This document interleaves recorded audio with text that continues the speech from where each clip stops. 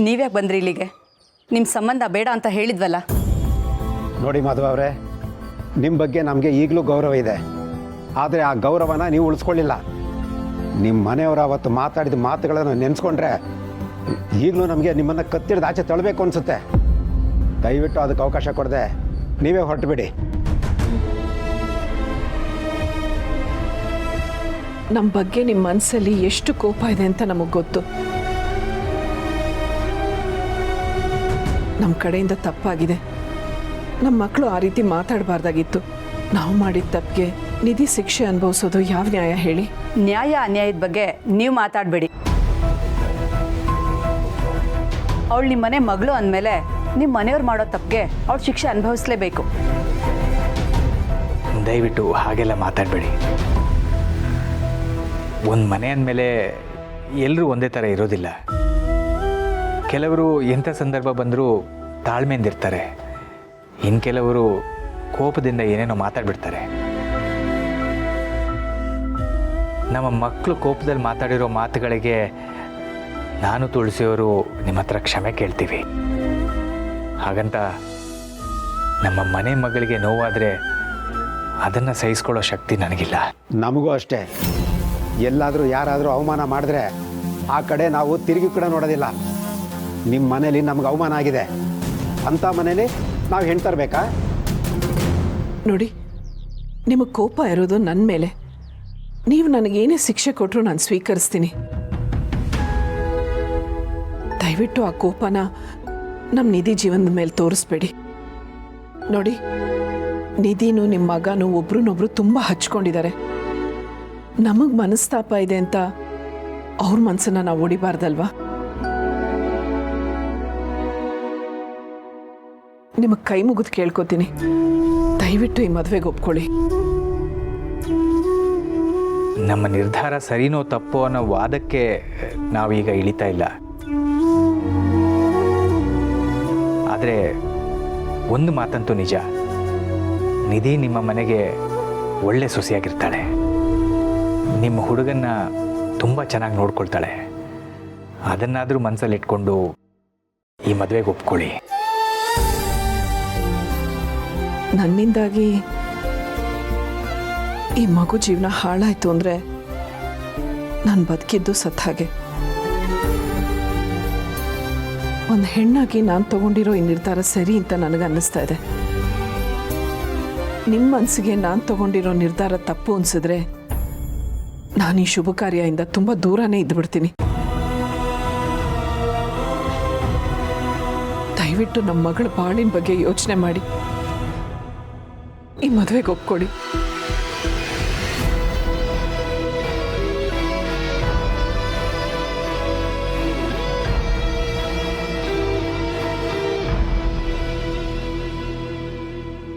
ಒಂದು ನಿಮಿಷ, ನೀನು ಬಾ ಇಲ್ಲಿ.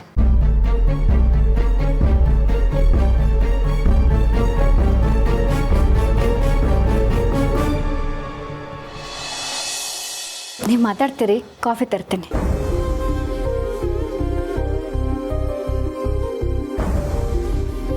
ನೀನ್ಯಾಕೆ ಬಂದೆ ಇಲ್ಲಿಗೆ? ಇಲ್ಲಿಂದ ಹೊರಟೋಗು. ನಿನ್ನ ಮುಖ ನೋಡೋಕ್ಕೂ ನನಗಿಷ್ಟ ಇಲ್ಲ. ದೀಪು, ಹಾಗೆಲ್ಲ ಮಾತಾಡಬೇಡಮ್ಮ. ನೀನು ಈ ರೀತಿ ಇರೋದು ನನಗಿಷ್ಟ ಆಗಲ್ಲ. ನೀನು ಎಲ್ಲರ ಜೊತೆ ಬೆರಿಬೇಕು, ಎಲ್ಲರ ಜೊತೆ ಖುಷಿಯಾಗಿರಬೇಕು. ನನ್ನ ಖುಷಿ ಬಗ್ಗೆ ನೀನು ಮಾತಾಡ್ತಿದ್ಯಾ?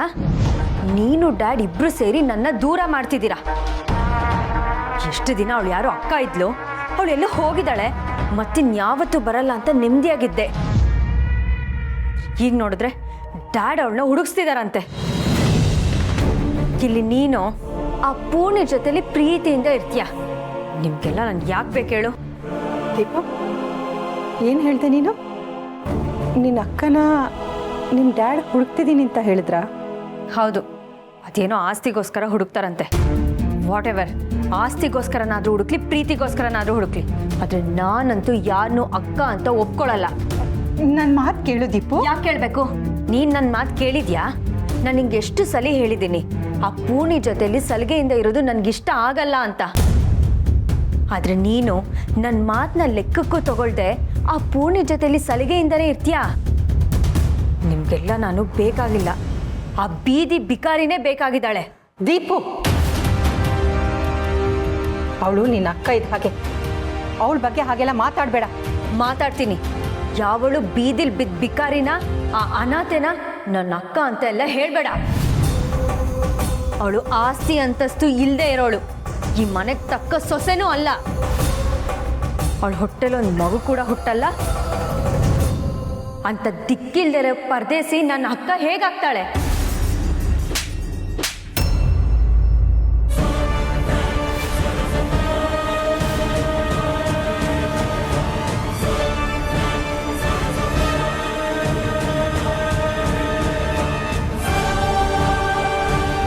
ನೀನು ಈ ರೀತಿ ಆಡೋದಕ್ಕೆ ನಿನ್ನನ್ನು ನಾವು ಮುದ್ದು ಮಾಡಿ ಬೆಳೆಸಿದ್ದೆ ಕಾರಣ. ನೀನು ನನ್ನ ಜೊತೆ ಬೆಳೆದಿದ್ದಕ್ಕಿಂತ ನಿಮ್ಮ ಅಪ್ಪನ ಜೊತೆ ಬೆಳೆದಿದ್ದೆ ಜಾಸ್ತಿ. ಅದಕ್ಕೆ ಅವ್ರ ಕೆಟ್ಟ ಆಲೋಚನೆಗಳು ನಿನ್ನ ತಲೆಯಲ್ಲೂ ತುಂಬಿವೆ. ನಾಳೆ ನಿನ್ನ ಅಕ್ಕ ಸಿಕ್ಕಿ ಅವಳು ನಮ್ಮ ಜೊತೆಗಿದ್ರೆ ಏನು ಮಾಡ್ತೀಯಾ? ನಿನ್ನ ಒಡ ಹುಟ್ಟಿದವಳನ್ನೇ ದೂರ ಮಾಡ್ತೀಯಾ? ಹೌದು, ದೂರ ಮಾಡ್ತೀನಿ. ನನಗೆ ಅಕ್ಕ ತಂಗಿ ಅನ್ನೋ ಯಾವ ಎಮೋಷನ್ಗಳು ಬೇಕಾಗಿಲ್ಲ. ದೀಪು, ಮೊದಲು ಇಂಥ ಕೆಟ್ಟ ಆಲೋಚನೆಗಳಿಂದ ಆಚೆ ಬಾ, ಇಲ್ಲಾಂದರೆ ಖಂಡಿತ ಒಳ್ಳೇದಾಗಲ್ಲ. ಎಲ್ಲರೂ ನಮ್ಮವರು ಅನ್ನೋ ಭಾವನೆ ಬೆಳೆಸ್ಕೊ, ಆಗಷ್ಟೇ ಜೀವನದಲ್ಲಿ ಖುಷಿಯಾಗಿರೋದಕ್ಕೆ ಸಾಧ್ಯ. ಆಸ್ತಿ ಅಂತಸ್ತನ್ನು ನೋಡಿ ಸ್ನೇಹ ಸಂಬಂಧನ ಬೆಳೆಸಬಾರ್ದು. ಇಲ್ಲಾಂದರೆ ನಿನ್ನ ಅಪ್ಪನ ಹಾಗೆ ಆ ಕೆಟ್ಟ ಬುದ್ಧಿ ನಿನ್ನನ್ನು ಹಾಳು ಮಾಡುತ್ತೆ. ಹುಷಾರಾಗಿರೋ.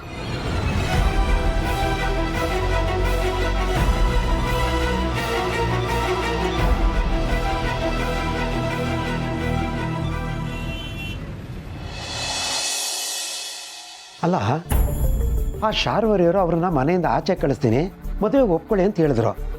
ಆದರೆ ಈಗ ಅವರೇ ಈ ಥರ ಬೇಡ್ಕೋತಾ ಇದ್ದಾರೆ. ಅವ್ರು ಬೇಡ್ಕೋತಾ ಇರೋದು ನೋಡಿದ್ರೆ ನನಗೆ ಯಾಕೋ ಮದುವೆಗೆ ಒಪ್ಕೊಳ್ಳೋಣ ಅಂತ ಅನಿಸುತ್ತೆ. ನನಗೂ ಹಾಗೆ ಅನಿಸ್ತಿದೆ ರೀ. ಆದರೆ ಯಾವುದಕ್ಕೂ ಶಾರ್ವರಿಯವ್ರಿಗೂ ಈ ವಿಷಯ ತಿಳಿಸೋದು ಒಳ್ಳೇದಲ್ವಾ? ಹೌದು, ಶಾರ್ವರಿಯವ್ರಿಗೆ ಫೋನ್ ಮಾಡ್ತೀನಿ ಇರು. ಮಾಡಿ.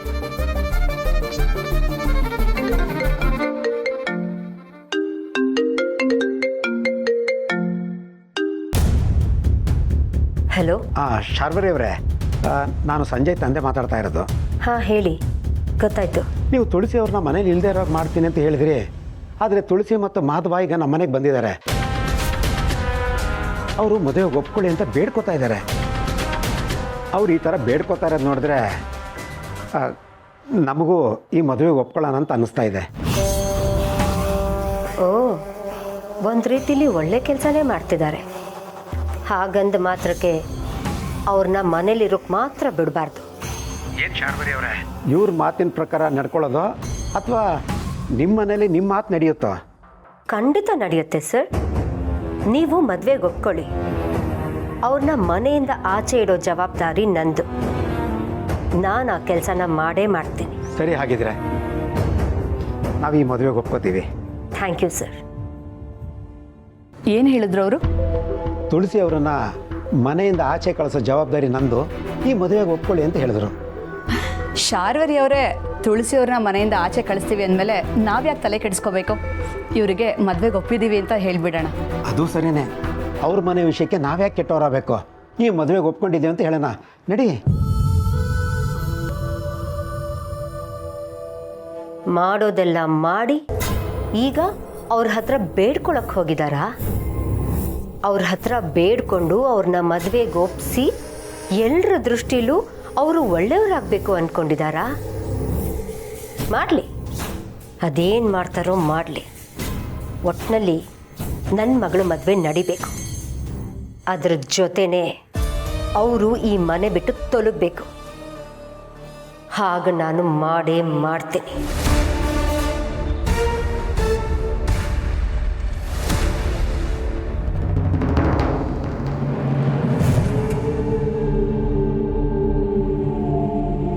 ಮಾಧವ ಅವರೇ, ತುಳಸಿ ಅವರೇ, ಕೂತ್ಕೊಳ್ಳಿ. ನೀವು ನಿಮ್ಮ ನಿರ್ಧಾರ ಏನು ಅಂತ ತಿಳಿಸಿಲ್ಲ. ಎಲ್ಲ ಮಾತಾಡೋಣ, ನೀವು ಫಸ್ಟ್ ಕೂತ್ಕೊಳ್ಳಿ. ಕೂತ್ಕೊಳ್ಳಿ.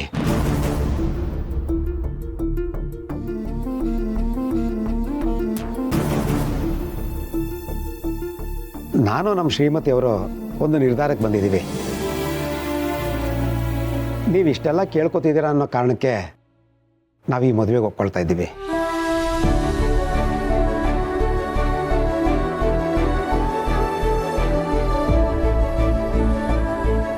ನಮಗೆ ನಿಮ್ಮ ಮನೇಲಿ ಆಗಿದ್ದ ಅವಮಾನದ ವಿಷಯ ಕೇಳಿ ನನ್ನ ಮಗನಿಗೆ ತುಂಬ ಬೇಜಾರಾಯಿತು.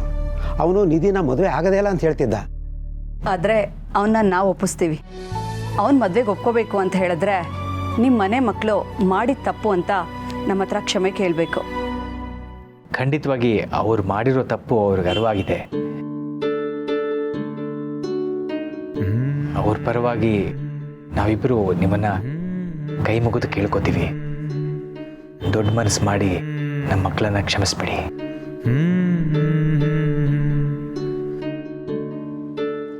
ಸರಿ, ನಿಮ್ಮ ಮಾತಿಗೆ ಬೆಲೆ ಕೊಟ್ಟು ನಾವು ಈ ಮದುವೆಗೆ ಒಪ್ಕೊಳ್ತೀವಿ.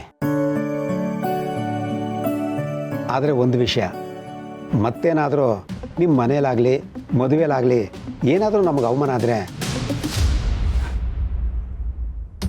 ಹಾಗೇನೆ ಮದುವೆಲಿ ಏನೂ ಹೆಚ್ಚು ಕಡಿಮೆ ಆಗಬಾರ್ದು. ಮದುವೆ ತುಂಬ ಚೆನ್ನಾಗಾಗಬೇಕು. ಅದು ನಿಮ್ಮ ಜವಾಬ್ದಾರಿ. ಆಯಿತು, ನೀವು ಹೇಳಿದ್ದು ನಮ್ಗೆ ಅರ್ಥ ಆಯಿತು. ಮದುವೆಯಲ್ಲಿ ಯಾವುದು ಕುಂದು ಕೊರತೆಗಳು ಬರದೇ ಇರೋ ಹಾಗೆ ನಾವು ನೋಡ್ಕೋತೀವಿ. ಸರಿ, ಹಾಗಿದ್ರೆ ನೀವೆಲ್ಲರೂ ನಿಮ್ಮ ಮನೆಯವ್ರ ಹತ್ರ ಮಾತಾಡಿ ಈಗಾಗಲೇ ನೋಡಿರೋ ಮುಹೂರ್ತದಲ್ಲೇ ಮದುವೆ ಕಾರ್ಯನ ಶುರು ಮಾಡೋಣ. ನಮ್ಮ ಮನೆ ಮಗಳು ನಿಮ್ಮ ಮನೆಗೆ ಮಹಾಲಕ್ಷ್ಮಿಯಾಗಿ ಬರ್ತಾಳೆ. ಈ ಮದುವೆಗೆ ಒಪ್ಕೊಂಡಿದ್ದು ಒಳ್ಳೇದಾಯಿತು ಅನ್ನೋ ಹಾಗೆ ಅವಳು ನಡ್ಕೋತಾಳೆ. ನೀವು ಹೇಳಿದಾಗೆ ನಾವು ಈ ಮದುವೆನ ತುಂಬ ಚೆನ್ನಾಗಿ ನಡೆಸ್ಕೊಡ್ತೀವಿ. ನಾವು ಈ ವಿಷಯನ ಮನೆಯವ್ರಿಗೆ ತಿಳಿಸ್ತೀವಿ. ಬರ್ತೀವಿ. ಸರಿ, ಏನಾದರೂ ವಿಷಯ ಇದ್ದರೆ ನಾವು ತಿಳಿಸ್ತೀವಿ. ನಾನು ಹೇಳಿದ್ದು ನಿಮ್ಮ ಮನಸ್ಸಲ್ಲಿರಲಿ.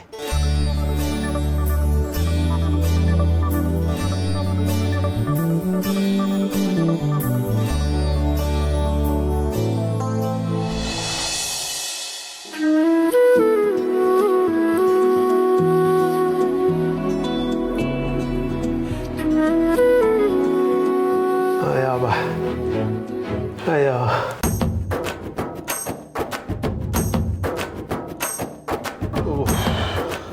ಏನ್ ಮಾವ, ಕೆಲಸ ಹುಡುಕಿ ತುಂಬ ಸುಸ್ತಾಗಿದ್ದೀರಾ ಅನ್ಸುತ್ತೆ. ಕೆಲಸ ಸಿಕ್ತಾ? ತಮಾಷೆ ಮಾಡಬೇಡ ಸೊಸೆ ಮುದ್ದು. ನಿನ್ನಂತ ಓದಿರೋರಿಗೆ ಕೆಲಸ ಸಿಗಲ್ಲ. ಇನ್ನು ನನಗೆ ಯಾರು ಕರೆದು ಕೆಲಸ ಕೊಡ್ತಾರೆ? ಅಮ್ಮ ಸಿರಿ, ಏನು ಮಾಡ್ತಾ ಇದೀಯಮ್ಮ? ಊಟಕ್ಕೆಲ್ಲ ರೆಡಿ ಮಾಡ್ತಾ ಇದ್ದೀನಿ ಅಂಕಲ್. ಭಾಳ ಒಳ್ಳೆ ಕೆಲಸ ಮಾಡ್ತಿದ್ಯಾ. ಫಸ್ಟು ನನಗೆ ಬಡಿಸ್ಬಿಡಮ್ಮ. ಬೀದಿ ಬೀದಿ ಅಲದು ಹೊಟ್ಟೆ ಒಳಗೆಲ್ಲ ಕಾವ್ ಅಂತ ಇದೆ. ಊಟ ಮಾಡಿ ಮಲಗಿಬಿಡ್ತೀನಿ. ಬೆಳಿಗ್ಗೆ ಬೇಗ ಎದ್ದು ಹೋಗಬೇಕು. ಮಾವ, ಅಣ್ಣ ಬರೋ ಹೊತ್ತಾಯ್ತು. ಎಲ್ಲರೂ ಒಟ್ಟಿಗೆ ಊಟ ಮಾಡೋಣ. ನೀವು ಹೋಗಿ ಫ್ರೆಶ್ ಅಪ್ ಆಗಿ. ಇದೇನಿದು ಹೀಗೆ ಕೂತ್ಬಿಟ್ಟಿದ್ದೀರಾ? 24 ಗಂಟೆ ವಟ ಅನ್ನೋರು ಈಗೇನೋ ಕೂಲಿ ಕೆಲಸ ಮಾಡಿ ಬಂದವ್ರ ಥರ ಸುಸ್ತಾಗಿ ಕೂತಿದ್ದೀರಾ, ಏನು ಕತೆ? ಇನ್ನೇನಪ್ಪ ಮಾಡೋದು, ವಯಸ್ಸಾಯ್ತಲ್ವಾ. ಸರಿ ಊಟ ಮಾಡಿ ನಡೀರಿ. ಆಮೇಲೆ ಊಟ ಇಲ್ಲದೆ ವಯಸ್ಸು 70 ಆಮೇಲೆ 40 ಆಗಬಾರ್ದು. ಸರಿಯಾಗಿ ಹೇಳದಿಯಪ್ಪ ನೀನು. ಸಮರ್ಥ್, ಹಬ್ಬಕ್ಕೆ ಅಮ್ಮನ್ನ ಮತ್ತೆ ಮಾಧವ್ ಮಾವನ್ ಕರೆದಿದ್ಯಾ ತಾನೆ? ಬರೋಕ್ಕೆ ಹೇಳಿದೆ. ಅಮ್ಮ ಈ ಪರಿಸ್ಥಿತಿಲಿ ಬರ್ತಾರೋ ಇಲ್ವೋ ಗೊತ್ತಿಲ್ಲ. ನನಗೂ ಅಮ್ಮ ಈ ಪರಿಸ್ಥಿತಿಲಿ ಓಡೋದು ಸರಿಯಲ್ಲ ಅಂತ ಅನಿಸ್ತು. ಅದಕ್ಕೆ ಜಾಸ್ತಿ ಒತ್ತಾಯ ಮಾಡೋಕ್ಕೆ ಹೋಗಲಿಲ್ಲ. ವೆರಿ ಗುಡ್ ಅಣ್ಣ. ಈ ಬುದ್ಧಿ ಮೊದಲೇ ಇದ್ದಿದ್ರೆ ಚೆನ್ನಾಗಿರ್ತಿತ್ತು. ಅದ್ಬಿಟ್ಟು ಪೊಲೀಸ್ ಅವ್ರನ್ನ ಕರ್ಕೊಂಡು ಹೋಗಿ ಅಲ್ಲಿ ದೊಡ್ಡ ರಾಧಾಂತ ಮಾಡಿ ಅಮ್ಮನ ಇಲ್ಲಿಗೆ ಎತ್ಕೊಂಡ್ ಬಂದಿದ್ಯಾ? ಈಗ ಅದೆಲ್ಲ ಬೇಕಾ?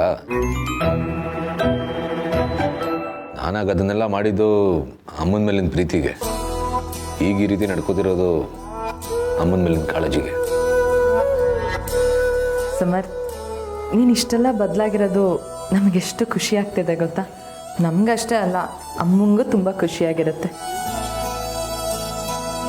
ಹಾಗಾದ್ರೆ ಈ ಸಲ ಹಬ್ಬಕ್ಕೆ ಯಾರು ಹಿರಿಯರು ಬರೋ ಹಾಗೆ ಕಾಣ್ತಾ ಇಲ್ಲ. ಅಂದಮೇಲೆ ಈ ಮನೆಗೆ ಸದ್ಯಕ್ಕೆ ನಾನೇ ಹಿರಿಯ. ನನ್ನನ್ನು ನೀವೆಲ್ಲರೂ ಚೆನ್ನಾಗಿ ನೋಡಿಕೊಂಡ್ರೆ ನಿಮಗೆಲ್ಲ ಪುಣ್ಯ ಬರುತ್ತೆ. ಹಿರೇ, ಬಾಮ್ಮ ಊಟ ಬಡಿಸೋ. ಲಾ ಸಮರ್ಥ, ಈ ಮನೆಯಲ್ಲಿ ನೀನು ಊಟ ಮಾಡದೆ ನಮಗೆ ಯಾರಿಗೂ ಊಟ ಸಿಗಲ್ಲಪ್ಪ. ಬಾರೋ.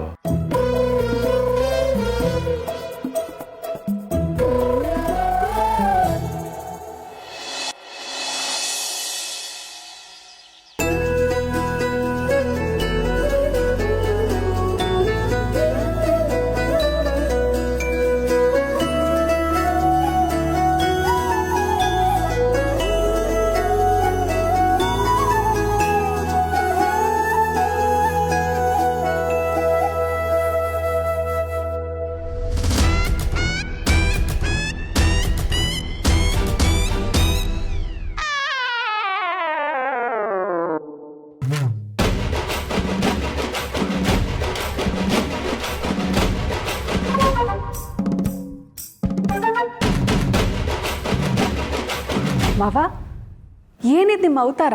ಹೌದಮ್ಮ, ಕಾಲಕ್ಕೆ ತಕ್ಕ ಹಾಗೆ ನಾವು ಅವತಾರ ಬದಲಾಯಿಸ್ತಾ ಇರಬೇಕು. ಆ ಶ್ರೀಮನ್ ನಾರಾಯಣ 10 ಅವತಾರ ಎತ್ತದ ಆಗಲೇ ಅದಕ್ಕೆ ನಮ್ಮ ಜನ ಅವನ ಎಲ್ಲ ಅವತಾರಗಳಿಗೂ ಭಕ್ತಿಯಿಂದ ಪೂಜೆ ಮಾಡ್ತಾರೆ. ನಾವು ಅಷ್ಟೇ ಕಾಲಕ್ಕೆ ತಕ್ಕ ಹಾಗೆ ಅವತಾರವನ್ನು ಬದಲಾಯಿಸ್ತಾ ಇದ್ರೆ ನಮ್ಮ ಕೆಲಸನೂ ಆಗತ್ತೆ, ಜನನೂ ನಮ್ಮನ್ನು ನಂಬ್ತಾರೆ. ಹೊರಗಿನ ಅವತಾರ ಬದಲಾದ್ರೆ ಸಾಕಾಗಲ್ಲ, ಒಳಗಿಂದನೂ ಬದಲಾಗಬೇಕು. ಬಣ್ಣ ಊಸರುವಳ್ಳಿನೂ ಬದಲಾಯಿಸುತ್ತೆ. ಸಂಧ್ಯಾ, ಯಾಕೆ ತಮಾಷೆ ಮಾಡ್ತೀಯಾ? ಅಂಕಲ್, ನೀವು ಹೇಳ್ತಾ ಇರೋದು ನಿಜ. ಇವತ್ತಿನ ದಿನ ನಮ್ಮ ಗುಣ ಹೇಗಿದೆ ಅನ್ನೋದಕ್ಕಿಂತ ನಾವು ಹೊರಗಡೆ ಪ್ರಪಂಚಕ್ಕೆ ಹೇಗೆ ಕಾಣಿಸ್ಕೋತೀವಿ ಅನ್ನೋದು ತುಂಬ ಮುಖ್ಯ. ನಾನು ನಿಮ್ಮ ಮಾತು ಒಪ್ತೀನಿ ಅಂಕಲ್. ಸಾಕು ಬಿಡಮ್ಮ, ನೀನು ಒಪ್ಪಿದ್ಯಾ ಅಂದಮೇಲೆ ನಿನ್ ಥರನೇ ರಸ್ತೆಯಲ್ಲಿರೋ ಇನ್ನೊಂದಷ್ಟು ಜನನು ಒಪ್ತಾರೆ. ಅವಾಗ ಸಲೀಸಾಗಿ ನನ್ನ ಕೆಲಸ ಆಗುತ್ತೆ. ಒಳ್ಳೇದಾಗ್ಲಿ ಅಂಕಲ್, ಆದರೆ ನೀವು ಒಳ್ಳೆ ಕೆಲಸ ಮಾಡ್ತಿದ್ರೆ ಮಾತ್ರ. ಅಲ್ಲ, ಏನೇ ಈ ಮನೇಲಿ ಯಾರಿಗೂ ನನ್ನ ಮೇಲೆ, ನನ್ನ ಮಾತಿನ ಮೇಲೆ ನಂಬಿಕೆನೇ ಇಲ್ಲವಲ್ಲ. ಮಾತೆತ್ತಿದ್ರು ಸಾಕು ಅವಮಾನ ಅನುಮಾನ. ಇರಲಿ ಈ ಅವಮಾನ ಅನುಮಾನ ಎಲ್ಲ ಸಹಿಸ್ಕೊಂಡ್ರೆ ತಾನೇ ಮುಂದೊಂದು ದಿನ ದೊಡ್ಡ ಸನ್ಮಾನ ಆಗೋದು. ಅಯ್ಯೋ ಒತ್ತಾಗ್ತಾ ಇದೆ, ನಾನು ಹೋಗಿ ಬರ್ತೀನಪ್ಪ. ಬರ್ತೀನಿ ಸೊಸೆ ಮುದ್ದು. ಬರಲ್ಲ ಸೀರೆ, ಬರ್ತೀನಮ್ಮ. ನನಗಿವತ್ತು ರಜಾ ಇದೆ, ಕೆಲ್ಸಕ್ಕೇನು ಹೋಗಬೇಕಾಗಿಲ್ಲ. ಆದರೂ ಸ್ವಲ್ಪ ಹೊತ್ತು ಆ ಮನೆಗೆ ಹೋಗಿ ಅಮ್ಮನ ನೋಡ್ಕೊಂಬರ್ತೀನಿ. ಅಣ್ಣ, ಯಾವಾಗ ನೋಡಿದ್ರು ನಾನು ಅಮ್ಮನ ನೋಡಬೇಕು, ಅಲ್ಲಿ ಸ್ವಲ್ಪ ನಂಗೆ ಕೆಲಸ ಇದೆ ಅಂತ ಆ ಮನೆಗೆ ಹೋಗ್ತಿರ್ತೀಯಲ್ಲ. ನೀನು ಈ ಮನೆಗೂ ಸ್ವಲ್ಪ ಟೈಮ್ ಕೊಡಬೇಕು. ಸಿರಿನಿನ ಮಿಸ್ ಮಾಡ್ಕೊಳಲ್ವಾ? ನೀನಿವತ್ತು ಎಲ್ಲೂ ಹೋಗೋದು ಬೇಡ. ಅವರು ಅಲ್ಲಿ ಹಬ್ಬ ಮಾಡಲಿ, ನೀನು ಅಲ್ಲಿ ಹೋಗಿ ಕಿರಿಕಿರಿ ಮಾಡೋದು ಬೇಡ, ಇಲ್ಲೇ ಇರು. ಏನೋ ನಾನು ಕಿರಿಕಿರಿ ಮಾಡ್ತೀನಾ ಅಂತ ಕೇಳಬೇಡ, ಮಾಡ್ತಿರೋದಕ್ಕೆ ಅವಳು ಹೇಳ್ತಾ ಇರೋದು. ಅಮ್ಮನೂ ಸ್ವಲ್ಪ ರೆಸ್ಟ್ ಮಾಡಲಿ, ಸುಮ್ಮನೆ ಹೋಗಿ ಡಿಸ್ಟರ್ಬ್ ಮಾಡಬೇಡ. ಇವತ್ತು ಈ ಮನೆಯಲ್ಲೇ ಹಬ್ಬ ಮಾಡು. ಹೌದು, ನಿನ್ನ ಇವತ್ತು ಎಲ್ಲೂ ಹೋಗಕ್ ಬಿಡಲ್ಲ. ಆದ್ರೆ ನನಗೆ ಸ್ವಲ್ಪ ಕೆಲಸ ಇದೆ, ನಾನು ಹೋಗಿ ಬರ್ತೀನಿ. ಏಯ್, ನನ್ನ ಆಚೆ ಹೋಗ್ಬೇಡ ಅಂತೇಳಿ ಇವಾಗ ನೀನು ಆಚೆ ಹೋಗ್ತಿದ್ಯಾ? ಏನ್ ಮಾಡೋದಣ್ಣ, ಒಂದು ಈವೆಂಟ್ ಕೆಲಸ ಇದೆ, ಸ್ವಲ್ಪ ಹೊತ್ತಷ್ಟೇ. ಹೀಗೆ ಹೋಗಿ ಹಾಗೆ ಬಂದ್ಬಿಡ್ತೀನಿ. ಗಂಡ ಹೆಂಡತಿ ಇಬ್ಬರೇ ಮನೇಲಿ ಇರ್ತೀರಾ, ರುಚಿಯಾಗಿ ಅಡುಗೆ ಮಾಡಿ, ನಾನು ಬಂದು ಚೆನ್ನಾಗಿ ಊಟ ಮಾಡ್ತೀನಿ. ಬರ್ತೀನಿ. ಬಾಸು, ನಮ್ಮ ಸಿಸ್ಟ್ರದ್ದು ಆರ್ಡ್ರ್ ಆಯ್ತಲ್ಲ, ನಡೀರಿ ಶುರು ಹಚ್ಕೊಳ್ಳೋಣ. ಏನು ಬೇಡ ಸರ್, ತಾವು ಕೂತಿರಿ, ನಾನು ಹೋಗಿ ಅಡುಗೆ ಮಾಡ್ತೀನಿ. ಏಯ್, ನನಗೂ ಅಡುಗೆ ಬರುತ್ತೆ. ಗೊತ್ತು, ಆದರೆ ನಮಗೆ ತಿನ್ನಕ್ಕಾಗಲ್ಲ.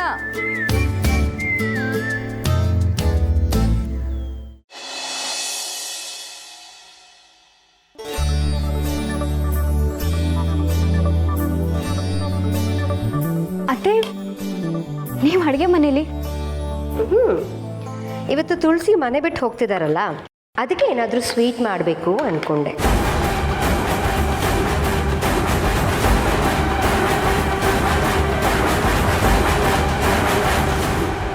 ಅಂದರೆ ಅವರು ಮನೆ ಬಿಟ್ಟು ಹೋಗ್ತಿದ್ದಾರೆ ಅಲ್ವಾ, ಅವ್ರನ್ನ ದುಃಖದಲ್ಲಿ ಕಳಿಸ್ಕೊಡ್ಬಾರ್ದು ಅಲ್ವಾ, ಅವ್ರನ್ನ ಖುಷಿಯಾಗಿ ಕಳಿಸ್ಕೊಡ್ಬೇಕು ಅಲ್ವಾ. ಅದಕ್ಕೆ ಅವ್ರಿಗಿಷ್ಟವಾಗಿರೋ ಸ್ವೀಟ್ಸ್ ಮಾಡಿದ್ರೆ ನಮಗೂ ಸಮಾಧಾನ, ಅವ್ರಿಗೂ ಸ್ವಲ್ಪ ಖುಷಿ ಆಗತ್ತೆ. ಅವ್ರು ಮತ್ತಿನ್ಯಾವಾಗ ಈ ಮನೆಗೆ ಬರ್ತಾರೋ ಗೊತ್ತಿಲ್ಲ, ಅದಕ್ಕೆ ನಾನೇ ಅಡುಗೆ ಮನೆಗೆ ಬಂದೆ. ಓ ಹೌದಾ? ಅವ್ರ ಈ ಮನೆಯಿಂದ ಹೋಗ್ತಿರೋದಕ್ಕೆ ನನಗೂ ತುಂಬ ಹಿಂಸೆ ಆಗ್ತಿದೆ. ನಾವು ಎಷ್ಟು ಹೇಳಿದ್ರು ಅವ್ರ ನಿರ್ಧಾರನ ಬದಲಾಯಿಸ್ಕೋತಾನೆ ಇಲ್ಲ. ಅವ್ರಿಲ್ಲದೆ ಈ ಮನೇಲಿ ನಾವೆಲ್ಲರೂ ಹೇಗೆ ಖುಷಿಯಾಗಿರೋಕ್ಕೆ ಸಾಧ್ಯ? ಅವ್ರು ನಮ್ಮೆಲ್ರಿಗೂ ಆಧಾರ ಆಗಿದ್ದಾರೆ. ಆಧಾರನೇ ಈ ಮನೇಲಿ ಇಲ್ಲ ಅಂದಮೇಲೆ ನಾವೆಲ್ಲರೂ ಖುಷಿಯಾಗಿರೋಕ್ಕಾಗತ್ತಾ? ಸಮಾಧಾನ ಮಾಡ್ಕೊ ಪೂರ್ಣಿ, ಇದೆಲ್ಲ ಸ್ವಲ್ಪ ದಿನ ಅಷ್ಟೇ. ಅದಾದಮೇಲೆ ಅವ್ರನ್ನ ಮತ್ತೆ ಕರ್ಸೋಣ, ಅಥವಾ ಯಾವುದಾದ್ರೂ ಪರಿಹಾರ ಹುಡ್ಕೋಣ. ಯೋಚನೆ ಮಾಡಬೇಡ, ಬಾ ನನ್ನ ಜೊತೆ ಕೈ ಜೋಡಿಸು. ಸರಿ ಅತ್ತೆ.